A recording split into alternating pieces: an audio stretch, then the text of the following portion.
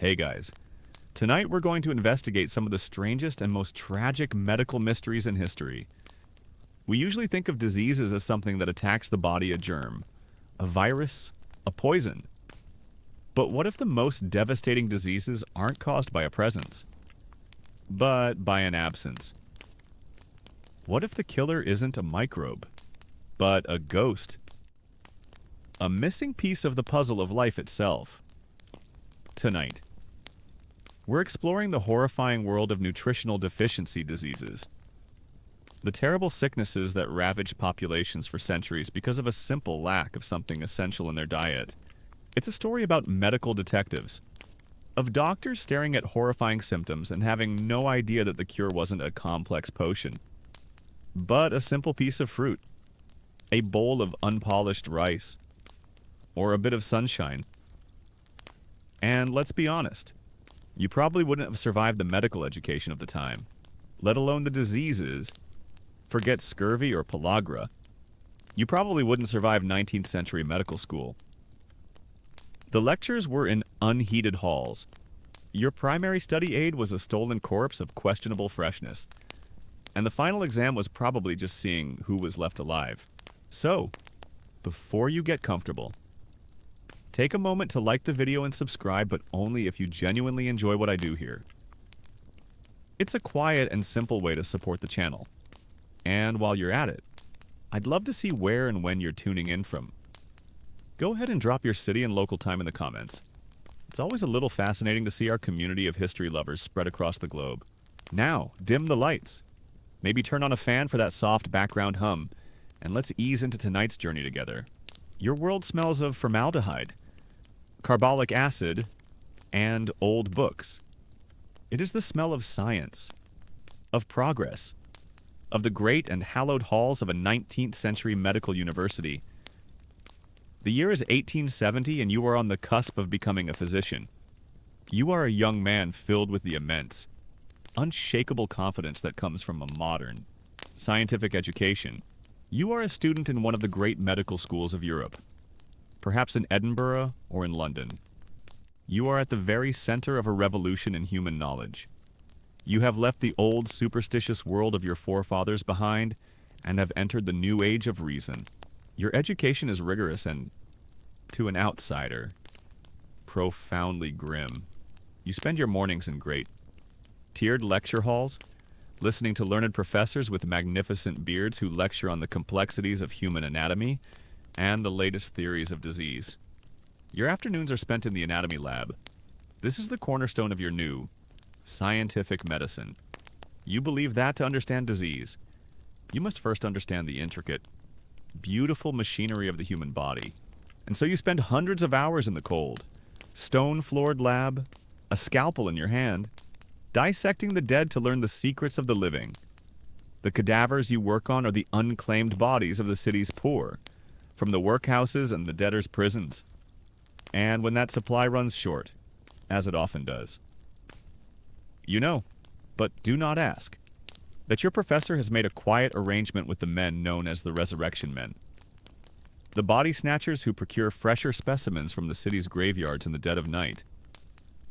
It is a grim and necessary part of your education, the smell of the anatomy lab, a smell that will cling to your coat and your hair for years to come, is the smell of your scientific enlightenment.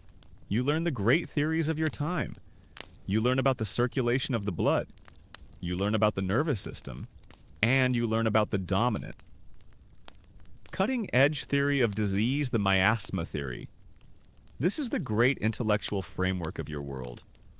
You are taught that diseases like cholera, typhus, and the great plagues are caused by a miasma, a foul, pestilential air that rises from filth, from decaying organic matter, from swamps. You believe that disease is a product of the environment, a bad smell. Your professors teach you is the smell of disease itself. You hear whispers of a new, radical, and frankly ridiculous theory coming out of France. From a chemist named Pasteur, a theory of invisible, living germs.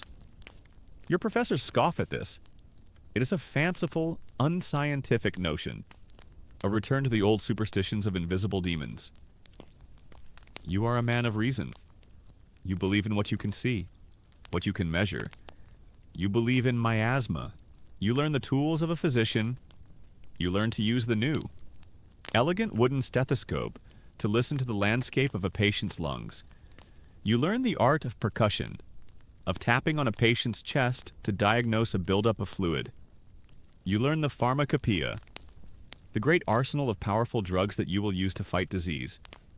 You learn about the wonders of quinine for malarial fevers, of digitalis for the heart, of opium and its derivative, laudanum, to bring blessed relief from pain.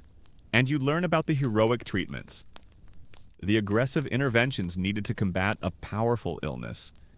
You are still taught that many fevers are best treated with a judicious bleeding, to relieve the pressure of an inflamed system. And you are taught the power of the great purgatives, like calomel, a compound of mercury, to cleanse the body of its morbid poisons. Your medical school experience has taught you that the main treatment for most ailments is a massive dose of mercury. If the disease itself doesn't get you, the cure will be a memorable experience. After years of this grueling, fascinating, and often ghoulish education, the day finally comes. You pass your final examinations. You are no longer a student, you are a physician.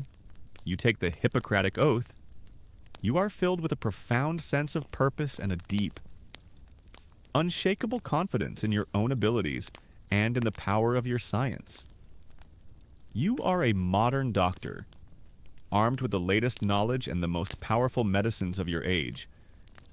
You are ready to go out into the world and wage war on human suffering. Your first posting is to a place where you are assured you will see a great variety of interesting cases. It is a large, state-run institution on the outskirts of the city. It could be a poorhouse, a debtor's prison, or a naval hospital that cares for sailors on long-term disability. It is a place where a large number of people are housed together for long periods of time, and are all fed the same monotonous, institutionally prepared diet. It is a closed system, and it is in this closed system, this human laboratory, that you will come face to face with a series of strange, terrible, and baffling sicknesses that will challenge everything you have been taught. You will confront diseases that do not seem to be caused by any miasma, that do not respond to any of your powerful drugs.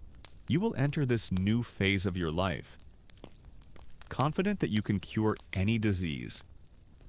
You are about to begin a new and much harder education, one that will teach you that some of the most horrifying sicknesses in the world are caused not by something that is present, but by something that is simply, mysteriously, and invisibly absent. You graduate from your medical studies with your head full of the latest, most advanced scientific theories and your heart full of a profound confidence in your ability to heal. You are a modern physician, a man of reason, an enemy of superstition, and for your first professional posting, you are assigned to a place of great importance and immense suffering, the Royal Naval Hospital at Haslar, near the great port of Portsmouth. This is where the British Empire tends to its sick and broken sailors. It is a vast, imposing institution, and it is a living museum of the strange and terrible diseases that a life at sea can inflict upon the human body. You are here to learn, and to practice your new craft. You are ready to wage war on disease. Your first great lesson in the humbling reality of your profession comes in the form of a sailor named Thomas Pike. He is carried into your ward on a stretcher, a man who has just returned from a 2-year voyage on a whaling ship in the South Pacific. He is not suffering from a fever or a wound. He is suffering from a disease you have only ever read about in your textbooks, a disease that is spoken of with a special kind of dread among seafaring men. He has the scurvy, you, with your fresh. Modern education. Approach the case with a scientific curiosity, but as you examine him, a feeling of unease begins to creep in. The symptoms are far more grotesque and more bizarre than the dry descriptions in your books had led you to believe. His gums are the first thing you notice. They are not just bleeding, they are swollen and spongy and have a dark, purplish, almost black color. They seem to have grown over his teeth, which are loose in their sockets. His breath is a foul, overpowering stench of decay, a smell that seems to rise from the very depths of his rotting body. His skin is a roadmap of the disease. His legs are covered in large, dark, blotchy bruises, as if he has been severely beaten. Though he has suffered no injury, his joints are swollen and exquisitely painful. He cannot stand, and he cries out if you so much as touch his legs. And then you see the strangest symptom of all. On his shin is a long, pale, and well-healed scar from an old injury. But it is no longer healed. The scar tissue has dissolved, and the old wound has reopened, its edges pulling apart to reveal a raw, weeping sore. It is an act of biological alchemy, a reversal of time, as if his body has forgotten how to hold itself together. You are baffled. This disease does not fit any of the neat categories you have learned. It is not a fever. It is not an infection as you understand it. You consult your textbooks. You discuss it with the senior physician. The senior physician of the ward is an old, experienced, and deeply cynical man named Dr. Thorne. He has seen hundreds of cases like this. Ah, yes, he says, looking at the sailor with a weary, practiced eye. The scourge of the sea, a putrefaction of the humors. This is the prevailing theory of your time. Dr. Thorne explains that the constant exposure to the damp, foul sea air, combined with the monotonous diet of hard, salt meat, causes the humors of the body to putrefy, to rot from within. The scurvy is not an attack from an outside agent. It is a kind of internal decomposition. And the cure? Sir, you ask, eager to apply your new knowledge. Dr. Thorne gives you a tired, pitying smile. The cure, my boy, is a matter of great and continuous academic debate, and so begins your education in the litany of useless cures. The great, tragic, and often ridiculous history of medicine's long and losing war against the scurvy. Dr. Thorne, a firm believer in the putrefaction theory, begins by prescribing an antiseptic regimen. He has you administer a daily dose of the elixir of vitriol, the sulfuric acid solution you learned about in medical school. The theory is that the powerful acid will halt the internal rotting process. The sailor, Thomas Pike, drinks the elixir dutifully, and he continues to get worse. Another physician on the ward is a proponent of a different theory.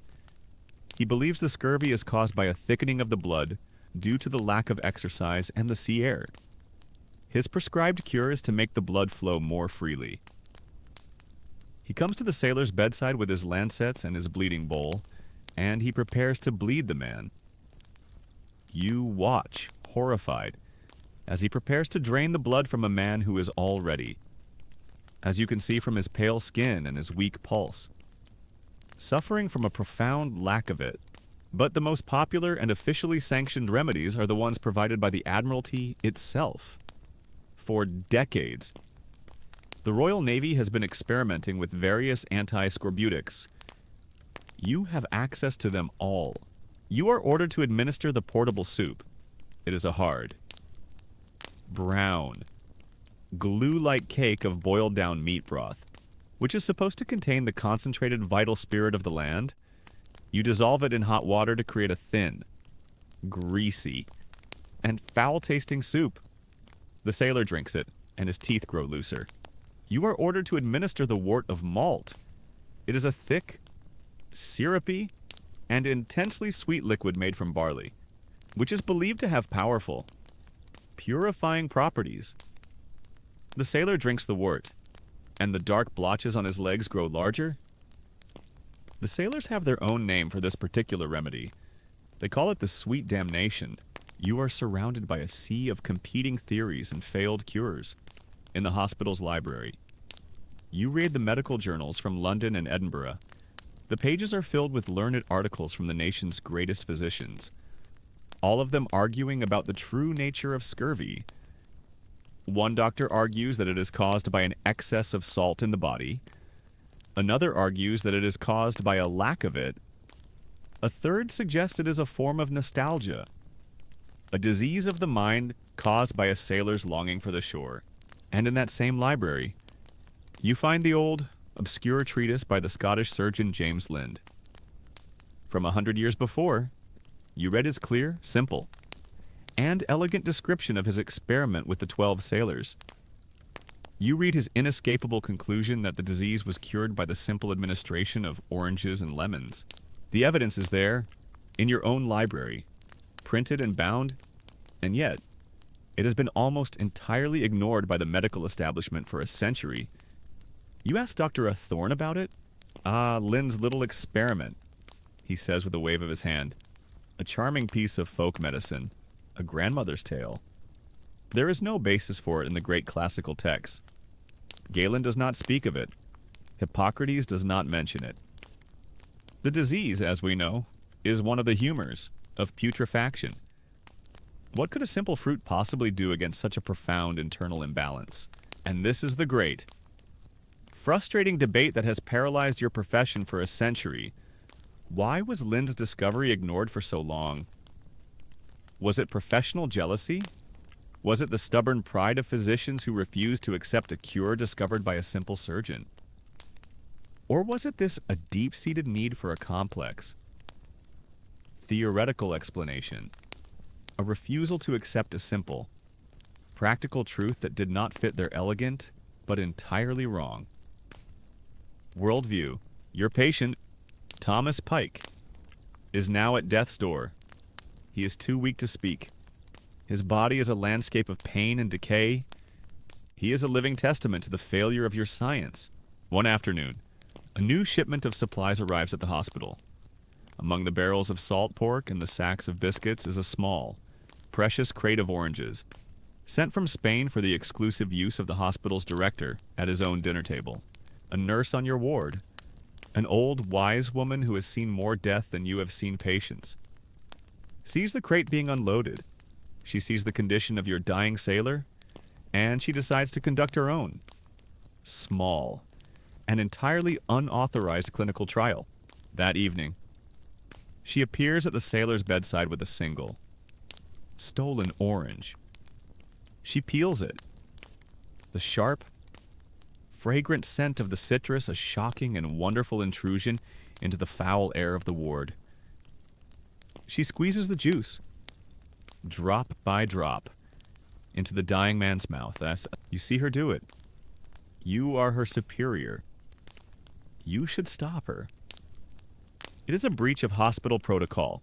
It is a violation of the prescribed treatment plan of Dr. Thorne. But you say nothing. You have seen the failure of the official cures. You are a man of science, but you are also a man of desperation. You watch and you wait. The next day, Thomas Pike is not dead.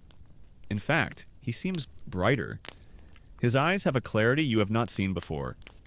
He is able to drink a full cup of water. The nurse continues her secret. One woman experiment. Each day, she procures another orange. And each day, the sailor improves. It is a slow, quiet, and undeniable miracle. The swelling in his gums subsides. The dark bruises on his legs begin to fade. After a week, he is able to sit up in his bed. Dr. Thorne is baffled. He attributes the sailor's recovery to the final, delayed effects of his own elixir of vitriol. He cannot. He will not see the truth that is happening before his very eyes. But you see it. You have seen a man be brought back from the very edge of the grave, not by a complex medical theory, not by a powerful drug, but by the simple, humble magic of a piece of fruit. You look at the recovering sailor. You look at the confident, wrong-headed, and entirely oblivious senior physician, and you realize that your true medical education has just begun. It is an education that will require you to unlearn everything you have been taught, and to learn how to trust the evidence of your own eyes over the received wisdom of your entire profession. Your experience with the scurvy at the Naval Hospital is a seed of doubt planted in the fertile ground of your scientific mind. You have seen a disease that did not behave according to the established rules. And you have seen a cure that was not found in your textbooks, but in a piece of fruit stolen by a compassionate nurse. You leave the naval service a more skeptical, more observant, and more humble physician. You are less certain of your theories, and more interested in what your own eyes can tell you. You decide to take a position where you can study the effects of the environment on health firsthand. You move to the great, booming, industrial city of Manchester, the heart of the new factory age. You take a post at a charitable infirmary that serves the city's poor, the vast army of laborers who fuel the city's magnificent textile mills. You believe that here, in this great, living laboratory of urban life, you can truly study the miasmas, the effluvia, the atmospheric conditions that you and your colleagues believe are the root cause of so much disease. You find a world that is unlike any you have ever known. It is a world of smoke, of soot, of a relentless, grinding industry. The sky above Manchester is a permanent, brownish-gray haze, a ceiling of coal smoke that often obscures the sun for days at a time. The air has a sharp, chemical taste, and a fine layer of black soot covers every surface, including your own skin by the end of each day. The buildings are tall, dark tenements of brick, packed together in narrow, sunless streets where the air is stagnant and smells of coal smoke, of open sewers, and of the profound, concentrated poverty of the people who live there. Your clinic is overwhelmed with the usual ailments of the urban poor coughs and lung complaints from the foul air, infectious fevers that sweep through the crowded tenements, and the constant, grinding misery of malnutrition. But you begin to see a new and deeply disturbing pattern, an affliction that seems unique to the children of this new, industrial, sunless world. It is a slow, creeping, and deforming sickness. You see it in the toddlers and the young children who are brought to you by their worried mothers. They are weak, listless, and fail to thrive. They suffer from a strange softness of the bones. Their legs, which should be straight and strong, begin to bow outwards or to knock together at the knees. Their chests are often misshapen, with a line of bony knobs along the ribs that you learn is called the rachitic rosary. Their wrists and their ankles become thick and swollen, and they complain of a deep, aching pain in their bones. They are fragile, prone to fractures, their very skeletons seeming to lose their integrity.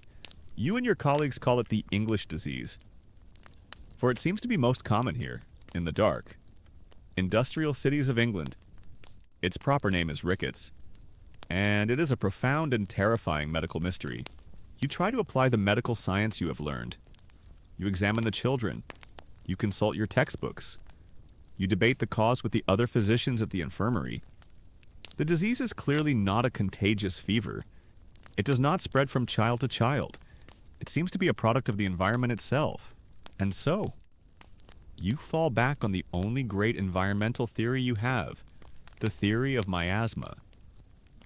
You and your colleagues conclude that the rickets must be caused by the foul air of the slums, the noxious industrial smoke, the lack of ventilation in the crowded tenements, the pestilential vapors that rise from the dirty streets. These things, you theorize, must be poisoning the children, entering their bodies and preventing their bones from forming properly. Your official medical diagnosis for rickets is a constitutional weakness exacerbated by noxious urban effluvia. The mothers who bring their children to you just call it the sickness that bends the bones. Your prescribed treatments are based on this flawed theory. Your primary prescription is for fresh air. You tell the mothers to take their children to the city's one small, sooty park as often as they can. You tell them to open their windows to allow the air in their small apartments to circulate. It is good advice, and it is ironically close to the true solution. But for entirely the wrong reason. You are not prescribing fresh air for the air itself, but for the invisible thing it contains sunlight. But in a city like Manchester, where the sun is a rare and welcome visitor, even this advice is of little use. The parents look at you as if you have prescribed a trip to the moon. You also prescribe strengthening tonics. You give the children iron for their weakness. And you advise their parents to feed them a diet rich in strengthening foods like beef, eggs, and fresh milk. It is sound nutritional advice. But for the families you are treating, families who live on a diet of bread, potatoes, and weak tea, it is a cruel joke. They cannot afford such luxuries. And so, the children do not get better. You watch, with a growing sense of frustration and helplessness, as their bodies continue to twist and deform, but you're a man who has learned to observe, and you begin to notice patterns. You notice that the children of the wealthy merchants and factory owners, the ones who live in large, airy houses in the suburbs on the edge of the city, the ones who have gardens and who can afford to take holidays in the countryside, do not get rickets. The disease seems to be confined entirely to the children of the poor, the children who live in the darkest, most crowded, and most sunless alleys and courtyards of the city.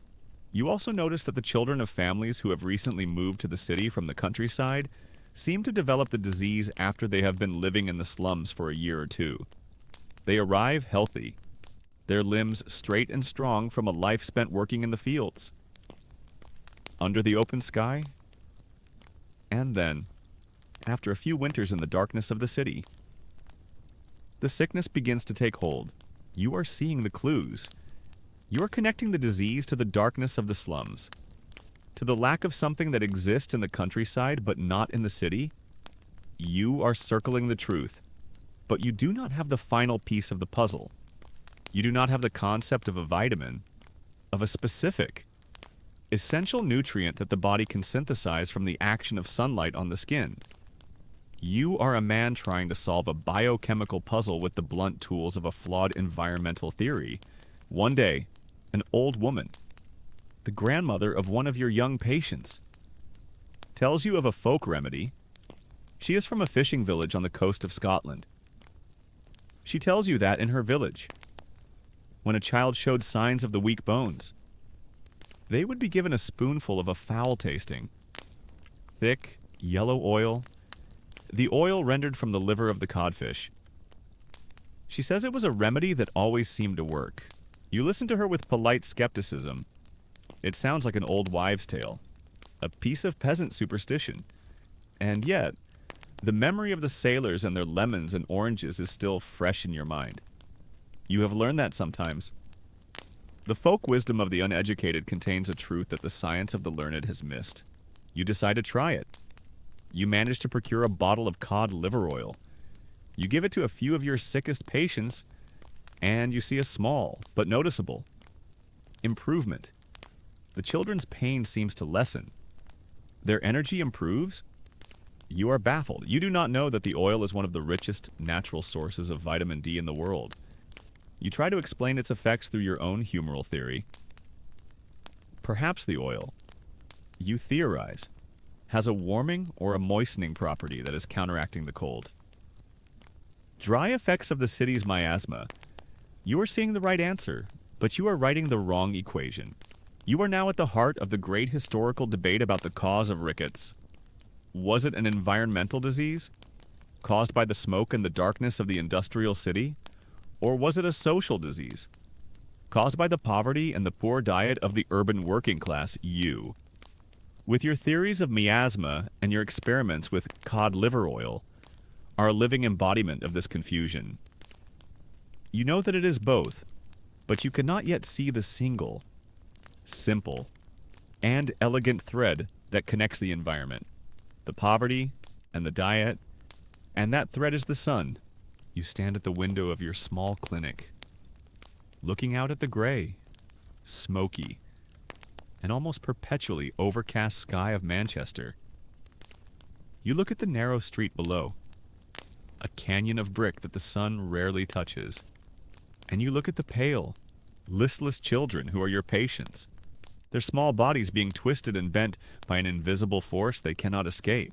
You are beginning to realize that the city itself, this great, magnificent, and wealthy engine of the new industrial age. Is the cause of the disease? Its progress is paid for with the health of its children. Its wealth is built upon their bent and broken bones. You solve the mystery of the scurvy, but you are now faced with a new, and even more baffling, sickness of deficiency, and you are no closer to understanding the true. Hidden hunger that is destroying the children of this new, dark, and sunless world. Your experience at the Naval Hospital, and the quiet, undeniable miracle of the stolen oranges, has planted a radical seed of doubt in your mind. You have seen a disease that was cured not by a complex theory or a powerful drug, but by a simple piece of fruit. The experience has made you skeptical of the grand, overarching theories of your profession, and more interested in the specific, observable details of a patient's life and environment. You leave the naval service. Seeking a new and more challenging field of study, your journey takes you across the Atlantic to the burgeoning, chaotic, and deeply troubled United States of America, and it leads you to a new kind of institution, a new kind of human misery. Years have passed. It is now the late 1880s. You, now a seasoned, experienced, and somewhat cynical physician, have taken a post as the chief medical officer at a large, isolated state asylum for the insane in the American South. The asylum is a world unto itself. It is a vast, red brick institution, surrounded by high walls and its own extensive farmland, miles from the nearest town. It is a place of profound order and profound despair. Its hundreds of inmates, the mentally ill poor of the state, live a life of monotonous, unchanging routine, and they eat a diet that is equally monotonous and unchanging, a diet based almost entirely on corn. Cornbread, corn grits, corn hominy. It is cheap, it is filling, and it is the staple food that will provide you with the next great, tragic medical mystery of your career.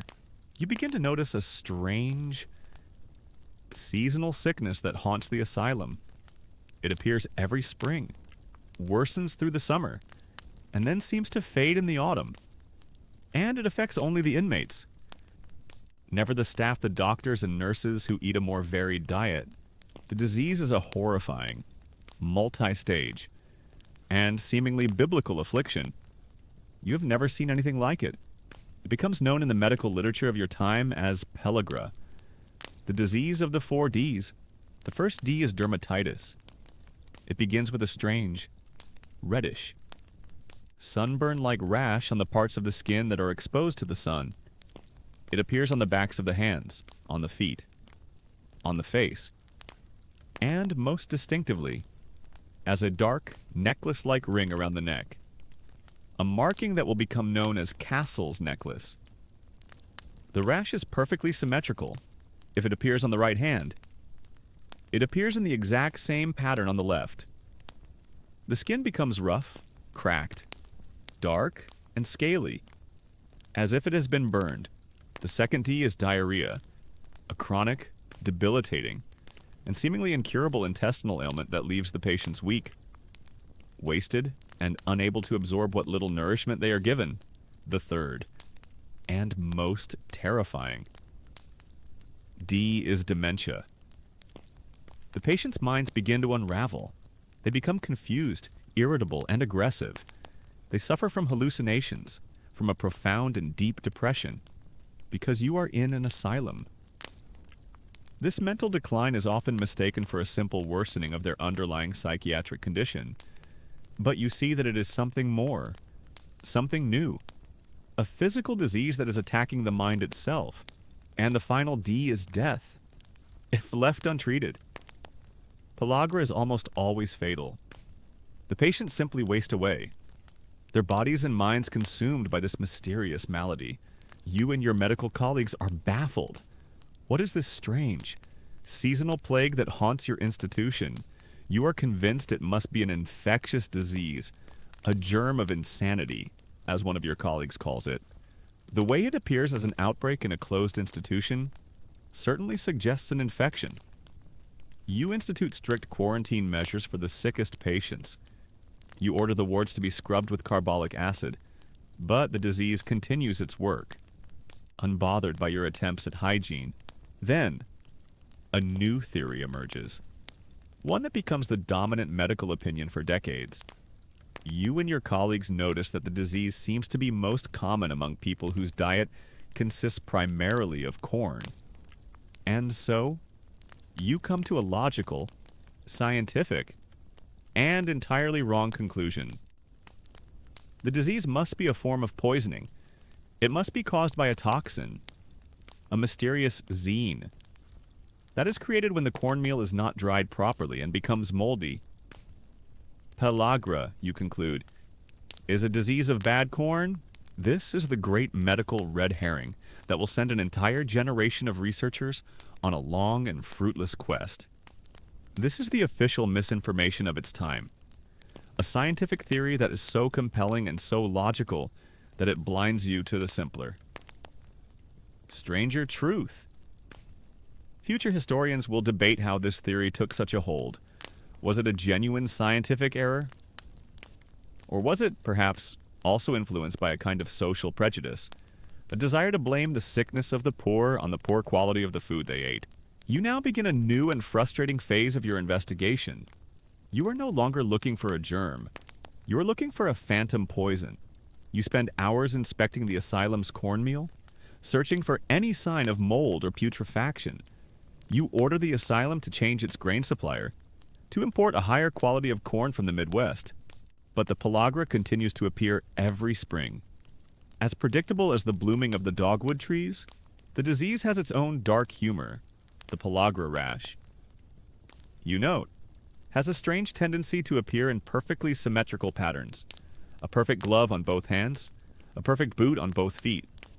It is as if the disease has a sick, artistic flair, a love for morbid symmetry. Your new suspect is bad corn, and it's a criminal with a very distinctive, very creepy signature you are witnessing.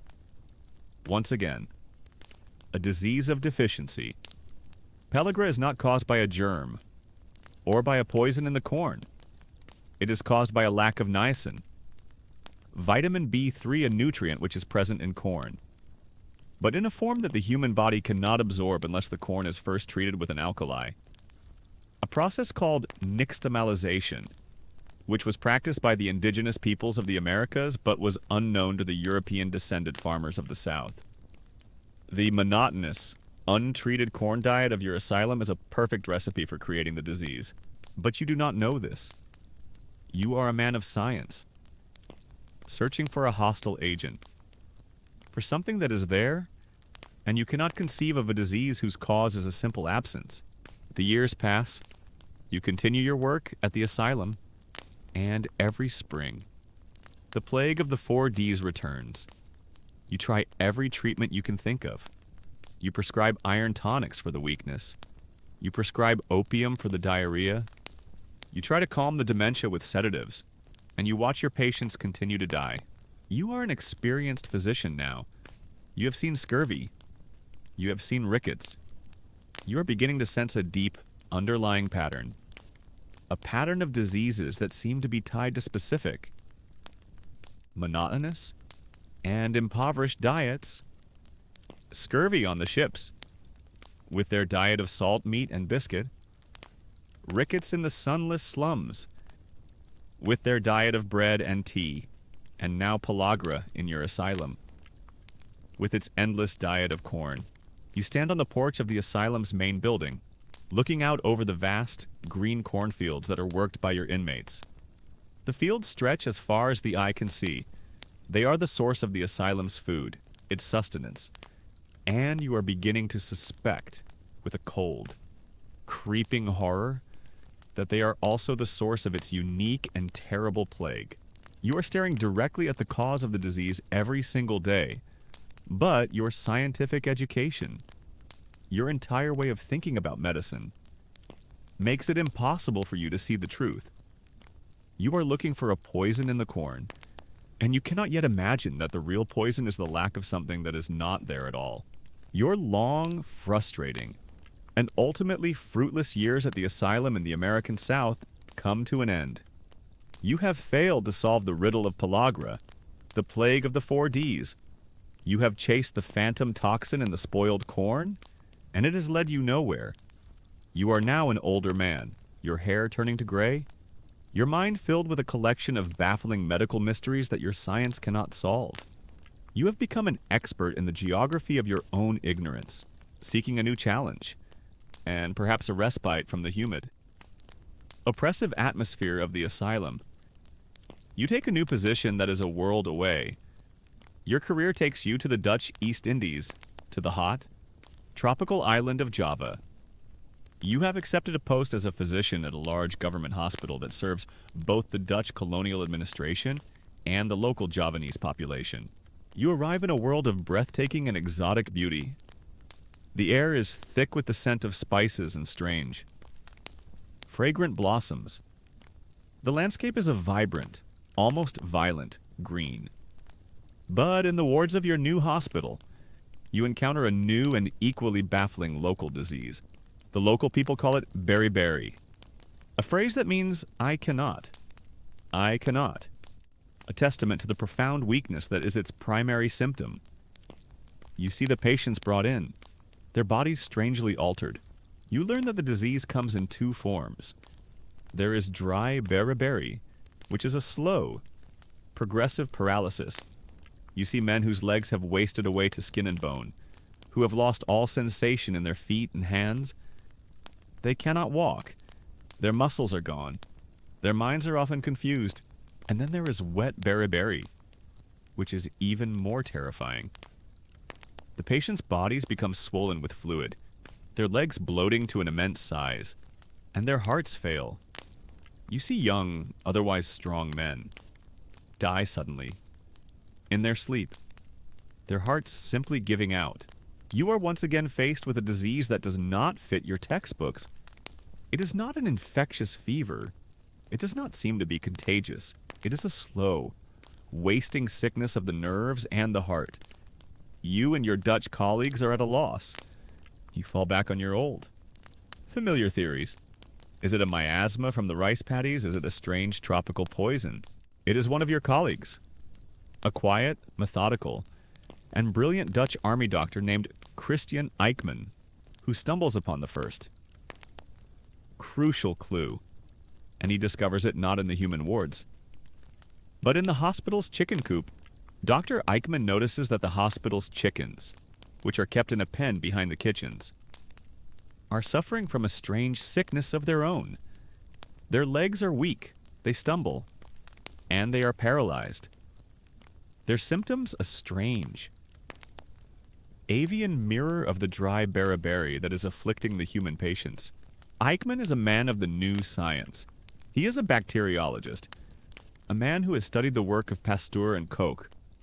He is convinced that beriberi must be an infectious disease caused by a germ.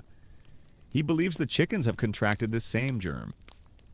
And so, he begins a series of experiments, hoping to isolate the microbe. You watch his work with a detached, professional curiosity. You have been down this road before, chasing invisible enemies. You have chased the miasma of rickets, the phantom toxin of pellagra. You are skeptical of any simple explanation. But then, Eichmann's experiment takes a strange and unexpected turn. A new cook is hired for the hospital. The new cook, seeing the high-quality, polished white rice that is being served to the hospital patients, decides that it is too good for the chickens. He refuses to give them the kitchen scraps. Instead, he procures a cheaper grade of rice for the chicken feed. It is a rough, unpolished brown rice, the kind that only the poorest natives eat, and a few weeks after their diet is changed, the sick chickens begin to get better. Their paralysis subsides, their strength returns. They are, for all intents and purposes, cured. Eichmann is astonished. He realizes he has stumbled upon something of immense importance. He begins a new, more controlled experiment, a study that will become one of the great, foundational moments in the history of nutritional science. You are his witness. You watch as he takes a new group of healthy chickens. He divides them into two pens. The first group, he feeds only the polished. White rice that is the standard fare of the hospital. The second group, he feeds only the cheap, unpolished, brown rice. The results are swift and undeniable. The chickens eating the white rice quickly develop the familiar symptoms of the paralytic sickness. The chickens eating the brown rice remain perfectly healthy. Then, he takes the sick chickens and he feeds them the brown rice. And they are cured. The conclusion is inescapable. The disease is directly, indisputably, linked to the diet. The cause of beriberi is not a germ. It is not a poison. It is somehow connected to the difference between polished white rice and unpolished brown rice. This is a revolutionary discovery, and it is made even more profound by the social context. Polished white rice, a product of the new, modern, steam-powered rice mills, was seen as a sign of progress, of cleanliness, of European civilization.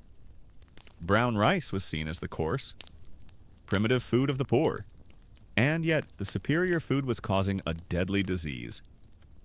While the inferior food was providing the cure, it is a deeply unsettling paradox. But now comes the next great leap of logic. What is the mechanism Eichmann, a man trained in the new germ theory, is still looking for a pathogen, and so he arrives at a brilliant, logical, and entirely wrong conclusion. He theorizes that the starchy white rice must contain a nerve toxin, a poison that causes the beriberi, and the outer layer of the brown rice, the husk, the bran, must contain a natural antidote to that poison. He believes he has discovered a new kind of nutritional toxicology. He spends the next several years trying to isolate this hypothetical toxin and its equally hypothetical antidote. You discuss his findings with him. You are fascinated by his experiment. You have now, in your long career, seen 4 major, mysterious diseases, all of them linked to a specific, monotonous diet. Scurvy on the ships with their diet of salt meat and biscuit. Rickets in the slums with their diet of bread and tea and their lack of sun. Pellagra in the asylums with their diet of corn. And now beriberi here in Java with its diet of polished white rice. You stand with Dr. Eichmann, looking at his 2 pens of chickens, the healthy, thriving ones eating the inferior brown rice, the sick, paralyzed ones eating the clean white rice, and the great, radical, unifying theory that has been slowly, quietly forming in the back of your own mind for decades, finally crystallizes into a single, clear and revolutionary thought. Eichmann is a brilliant man, but he is looking at the problem from the wrong direction.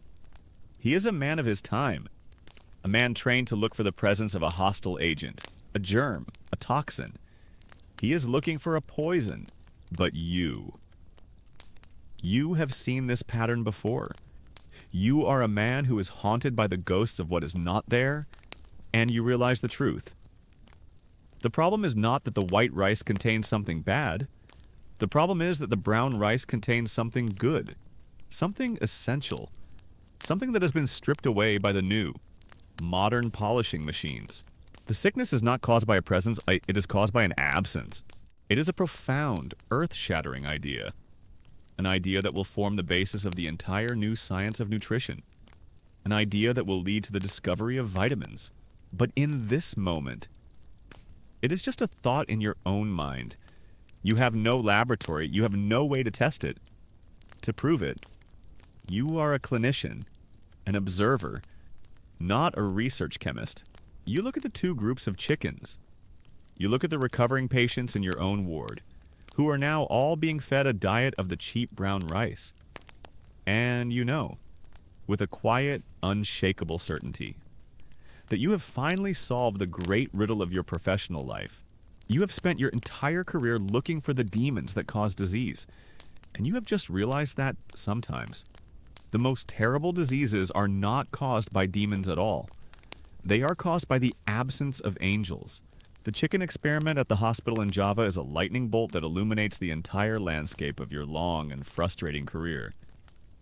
Dr. Eichmann, a man of his time, sees the results and concludes that he has found a new kind of toxin in the polished white rice, and a corresponding antitoxin in the brown rice husk. He is still looking for a hostile presence, a thing that causes the disease. But you have seen too much. Your mind is haunted by the ghosts of other diseases, other diets, other patterns. You are no longer looking for a simple villain. You are beginning to suspect that the killer is not a presence at all, but an absence. You retreat to your study in your small house in Java. The air is hot and thick with the scent of frangipani and cloves. You are surrounded by your medical textbooks, the great, leather-bound authorities that have guided your entire professional life. But you no longer see them as sources of wisdom. You see them as a collection of magnificent, elegant, and profoundly mistaken stories. You begin a new kind of work, not of treating patients, but of treating a theory. You take out your old case notes, your diaries, the memories of the great medical mysteries that have defined your life, and you begin to connect the dots. You think back to your first posting at the Naval Hospital in Portsmouth. You remember the sailors dying of scurvy, their bodies literally falling apart. You remember the litany of useless cures, the elixir of vitriol, the bleeding, the wort of malt? And do you remember the quiet miracle of the stolen oranges? You remember how the tough old sailor, Thomas Pike, was brought back from the brink of death not by a powerful drug, but by a simple fruit? What was the absence on that ship that the orange provided? You think of your time in the dark, industrial slums of Manchester. You remember the children with rickets, their legs bowed, their chests deformed. You remember your own confident and entirely wrong diagnosis of a miasma from the factory smoke. But you also remember the strange patterns, the fact that the rich children, who played in sunny gardens, did not get the disease, the folk remedy of the cod liver oil which seemed to help. What was the absence in those dark, sunless alleys? What vital substance did the sun itself, or the oil from a fish, provide to the bones of a growing child? You think of your long, frustrating years at the asylum in the American South. You remember the plague of the 4Ds, the pellagra that you were so convinced was a poison in the spoiled corn? You remember chasing the phantom toxin, but now you see it differently. You remember that the asylum inmates ate a monotonous, unchanging diet of corn, and more corn, the staff, who ate a more varied diet with milk and meat and vegetables. Never got sick. The sickness was not in the corn. It was in the lack of everything else. What essential thing was absent from that diet of corn? And now, here in Java, you have the final, beautiful, and definitive clue: the beriberi, the chickens. The disease is not caused by the polished white rice. It is caused by the removal of the rice husk. The sickness is caused by something that has been taken away. You stand in your study, a physician trained in the great material science of the 19th century. You have been taught to search for causes you can see, for germs you can find under a microscope, for toxins you can isolate in a laboratory. Your entire education has been about fighting a hostile presence, and you realize now that you have been looking in the wrong direction. You have stumbled upon a revolutionary and profoundly counterintuitive idea. The idea of a disease of absence. You do not have the language for it yet. The word vitamin has not been invented. But you formulate the theory in your own mind. There must be, you reason. Certain unknown and essential vital substances that are present in tiny quantities in a varied and healthy diet. These substances are not the basic building blocks of the body, not the proteins, not the fat, not the carbohydrates. They are something else, a kind of spark, a necessary catalyst for the processes of life. And you theorize that each of these great, mysterious diseases is caused by the lack of a single, specific vital substance. Scurvy is the absence of the substance found in fresh fruit. Rickets is the absence of the substance found in fish oil and created by the sun. Pellagra is the absence of the substance that is missing from a diet of pure corn. And beriberi is the absence of the substance that resides in the humble. Discarded husk of a grain of rice. It is a grand, unifying theory of disease. It explains everything you have seen. It is a moment of pure, intellectual, scientific ecstasy. You feel like you have just discovered a new continent on the map of human suffering. This is a profound paradigm shift, a concept that future historians of science will study with fascination. For all of human history, disease has been understood as an invasion, an attack by a hostile presence, a demon, a curse, a miasma, a germ. Your new theory proposes something far stranger. It proposes that the body can be destroyed not by an attack, but by a simple, quiet, and invisible form of neglect.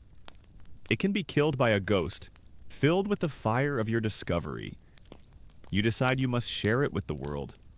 You spend weeks drafting a long, careful, and detailed paper. You lay out your evidence. You describe the 4 great diseases you have studied. You describe the dietary connections you have observed, and you present your radical new theory of a sickness of absence. You send your paper to the most prestigious medical journal in London, the one read by all the great physicians of your time. You send it off on a ship, a message in a bottle cast into the great ocean of scientific opinion. And you wait. You wait for months. The reply, when it finally arrives, is a thin, polite, and utterly devastating letter from the editor of the journal. He thanks you for your interesting and most unusual speculation. He says your clinical observations are most curious, but he regrets to inform you that your theory cannot be published. It is, he explains, entirely unscientific. You have proposed the existence of a series of mysterious, invisible substances, for which you have no physical proof. You have not isolated them. You have not weighed them. You cannot describe their chemical composition. Medicine, he writes, is a modern science, and it can no longer traffic in such vague, mystical notions as vital substances.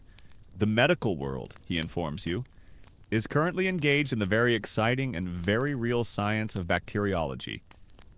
They are hunting for germs, for tangible, visible enemies they can see under their microscopes. They do not have time for a physician from a distant colony who is hunting for ghosts in the food. You hold the letter in your hand, and you feel a profound sense of defeat. You have found the truth. You have solved the great mysteries of your long career, but the world is not ready to hear it. You are a man ahead of your time, and it is a lonely and frustrating place to be. You look out your window at the lush, green landscape of Java. You have the key that could save millions of lives from a quartet of horrifying diseases. But the key does not fit the lock of the established scientific dogma of your time. You are a prophet with the right answer, but there is no one in the world who is willing to believe you.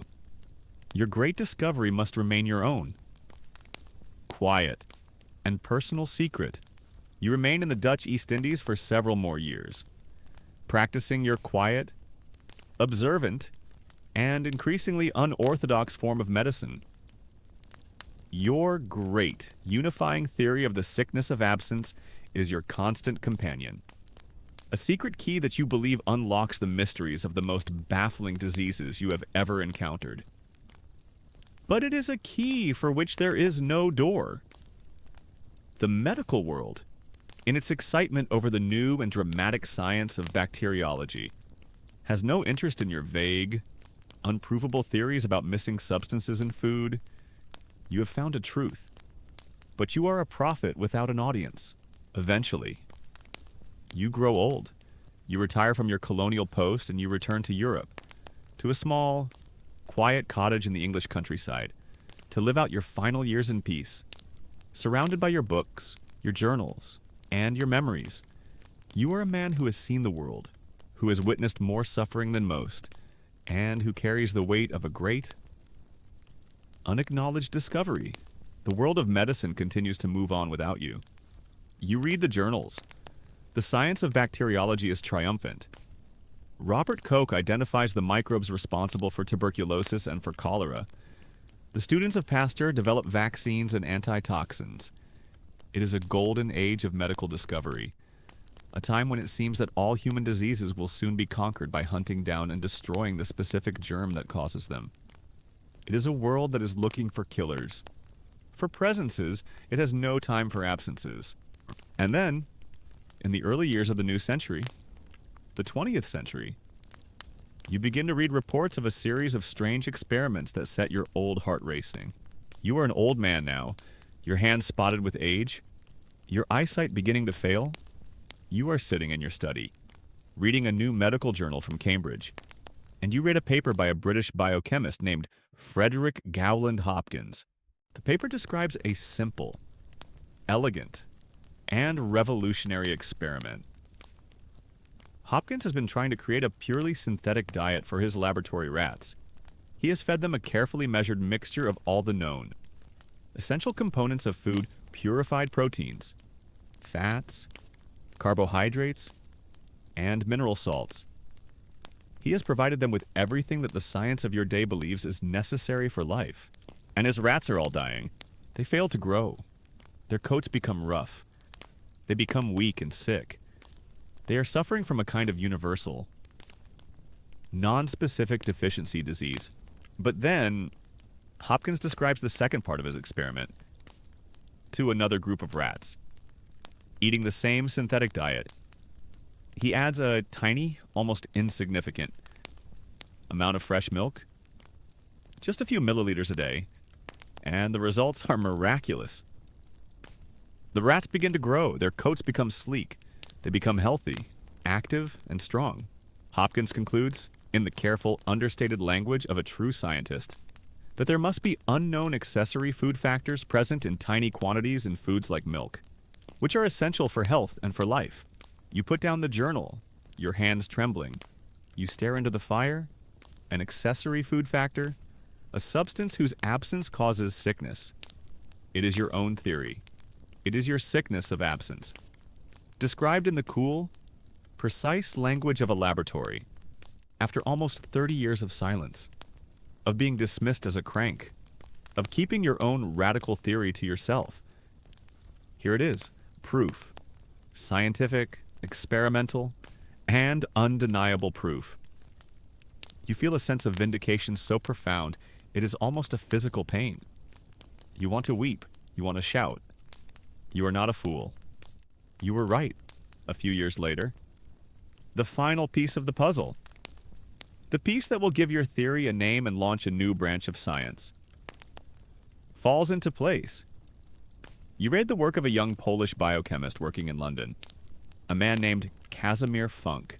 Funk has been studying the work of your old acquaintance from Java, Dr. Eichmann. He is fascinated by the connection between polished rice and the disease of beriberi. But, unlike Eichmann, he does not believe it is caused by a toxin.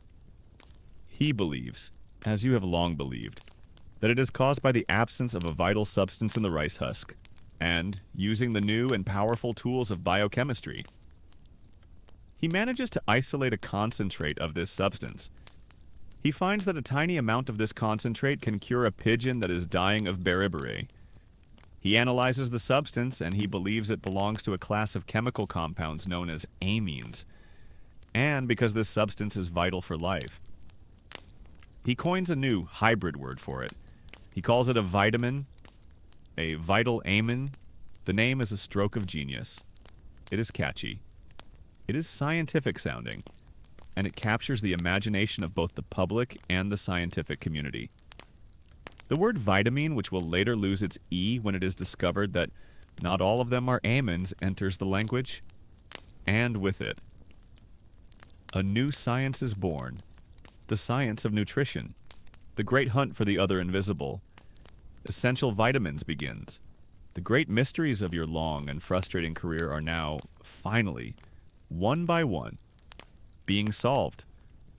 Not by physicians like yourself, making clinical observations in wards and asylums, but by chemists and biochemists in their laboratories, With their test tubes and their lab rats, they discover that scurvy, the scourge of the sea, is caused by a lack of the vitamin that is abundant in citrus fruits. They will one day call it vitamin C.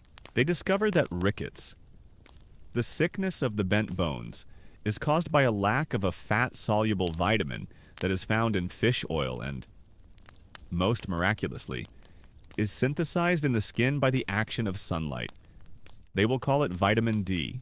And decades after your own fruitless search for a phantom toxin in spoiled corn, another scientist, Joseph Goldberger, will prove that pellagra is caused by a lack of a specific vitamin found in meat and yeast, a vitamin that is absent in a diet of untreated corn.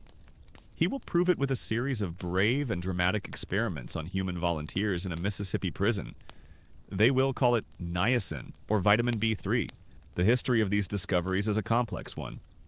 A story of competing claims and national rivalries. Who was the true discoverer of vitamins? Was it Eichmann? With his chicken experiments, was it Hopkins? With his accessory food factors, was it Funk? Who gave them their name? The academic debate will continue for decades. You, the old, retired doctor, sit in your study and you follow these developments with a sense of quiet, personal, and bittersweet triumph. You know that you, too, were a discoverer. You had found the central truth of it all, decades before any of them. But you were a man armed only with observation and intuition. In a world that was demanding laboratory proof, you take out your old journals, your notes from a lifetime of treating the sick. You look at your own, handwritten words from 30 years before, where you first sketched out your theory of a sickness of absence. You do not feel bitterness or the need for credit. Your own ambition has long since faded. You only feel a sense of profound relief and of gratitude. The truth has, finally, come out. You decide to write one last letter, not to a medical journal, not to a learned society. You write a letter to your own grandchildren. You tell them the story of your life. You tell them of the sailors whose old wounds reopened, and of the children whose bones grew soft in the darkness. You tell them of the asylum inmates who were driven mad by a diet of corn, and of the prisoners in Java who were paralyzed by a diet of polished rice. And you tell them the great lesson that it has taken you and the entire world of medicine, a lifetime to learn that sickness is not always an enemy to be fought.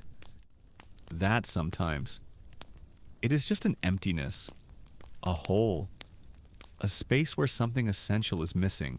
So, when you eat your dinner, you write to them. Remember this.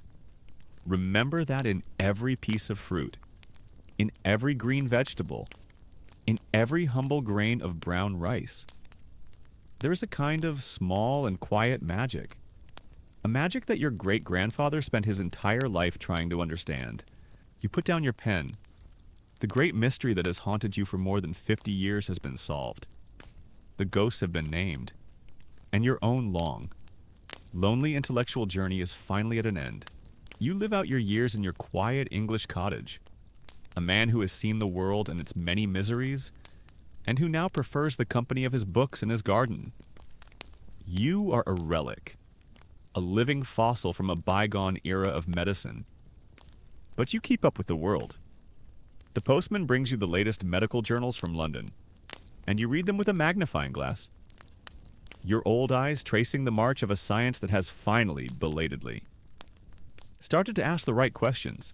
The turn of the century brings with it a great intellectual firestorm. You watch, from your quiet retirement, as the great hunt for the vital amines of Casimir Funk, the accessory food factors of Frederick Hopkins, consumes the world of chemistry and medicine.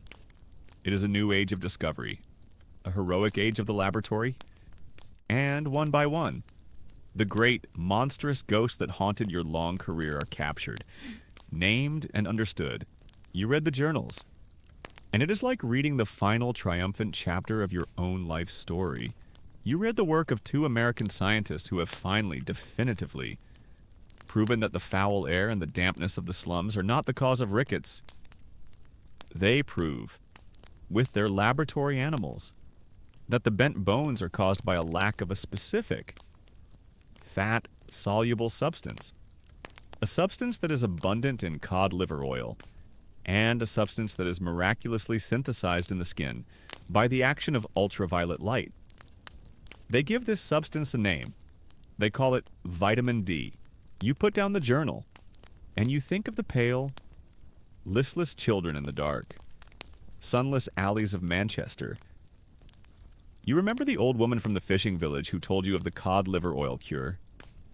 You remember your own fumbling prescription of fresh air? You had all been standing so close to the truth, but you could not see it because you were all looking for a poison in the smoke, not for a cure in the sun. A few years later, you read the work of the great Norwegian biochemist who, after years of painstaking work, finally managed to isolate the pure crystalline form of the anti-scorbutic factor from lemons. The substance that could have saved Thomas Pike and the thousands of other sailors you saw die. They give it a name, ascorbic acid, the acid that prevents scurvy. They will call it vitamin C. You think of your own sad history with scurvy. You think of the confident physicians with their wort of malt and their elixir of vitriol. You think of the century-long, stubborn refusal of the medical establishment to believe the evidence of their own eyes, and you feel a quiet, bitter satisfaction. The nurse with her stolen orange was a better scientist than all the learned doctors of the Royal Navy. And then comes the final, most satisfying vindication of all. You read the work of the American physician, Joseph Goldberger, the man who finally slays the dragon of Pellagra. You read of his brilliant, simple, and courageous experiments. You read how he induced the disease in healthy prisoners by feeding them the monotonous, corn-based diet of the southern asylums. And you read how he cured them by simply adding meat, milk, and vegetables back into their diet. He proves, beyond any doubt, that pellagra is not an infection, not a toxin from spoiled corn. It is a simple dietary deficiency. The missing substance will one day be identified as niacin. Vitamin B3, you read this, and you think of your long, frustrating years at the asylum, of your own hunt for the phantom poison in the corn. You think of the thousands of inmates who died of the disease of the 4Ds, and you feel a profound sadness for a tragedy that was so simple and so entirely preventable. The great medical mysteries of your life have all been solved. Scurvy, rickets, pellagra, beriberi, they are not curses. They are not miasmas. They are not poisons. They are simply diseases of absence. They are ghosts. They are holes in the fabric of nutrition. Your life has been a long and often miserable journey through a world of medical ignorance. You practiced the medicine of your time. You bled your patients. You purged them. You prescribed useless, foul-tasting remedies with the full confidence of a man who believed he was doing good. You carry the quiet guilt of the harm you may have unintentionally caused, but you also carry the quiet pride of a man who learned to listen, to observe, to question. A man who began to suspect the truth long before his science was ready to accept it. You are a very old man now. Your own body is beginning to fail. You sit in your study, surrounded by your books, an apprentice from a time before germs, before vitamins, before the very idea of modern medicine. You pick up your old, worn medical bag. You open it inside. You have kept a few mementos. A single, sharp steel lancet from your days as a phlebotomist, a reminder of the heroic folly of your youth, a small hard cake of portable soup, a reminder of the useless, official cures for scurvy. You look at these objects. They are symbols of a medicine that was always looking for something to fight, for a presence, for a villain, a medicine that believed that healing was a war. Then you look out your window, at your own small garden. You see the green leaves of the vegetables you have grown. You see the bright, cheerful color of an orange ripening on a small tree you have nurtured in a pot. These are the symbols of the new medicine, the one that you have lived to see born, A medicine that understands that healing is not always about fighting a great enemy. Sometimes it is about providing a small, simple, essential friend. You close your medical bag for the last time. Your long education is complete. You have lived long enough to see the ghosts that haunted you be given names. You have lived long enough to see the world finally, belatedly. Learn the truth that you once discovered for yourself in the dark. The greatest killer is not always a poison. Sometimes it is just an empty plate. The old doctor closes his bag. And with it, he closes the book on his long and extraordinary life. The memory of the sick sailors, of the children with bent bones, of the mad and dying in their asylums. All fades now into the quiet, peaceful twilight of his study. He has seen the great mysteries of his time solved. His journey from confident ignorance to humble wisdom is complete. Let him rest now. Let his story, and the story of the millions who suffered from the sickness of absence, be at peace. Your own journey is also now at an end. Leave the 19th century behind, with its dark slums, its strange diseases, and its slow, dawning scientific light. Return to the familiar comfort of your own room, in your own time, a world that has been built on the knowledge that men like him fought so hard to uncover. A world that understands the simple, profound magic of a vitamin.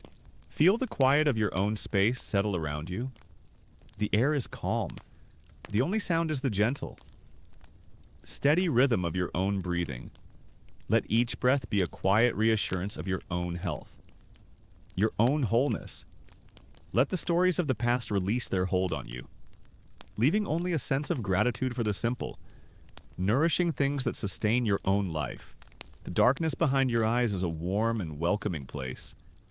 It is a place of rest, of restoration, of peace. There are no more mysteries to be solved tonight. There is only the simple, healing act of letting go. Allow your mind to grow still, allow your body to sink into the deep comfort of your bed, and let the quiet tide of sleep carry you away into a deep and peaceful and dreamless rest.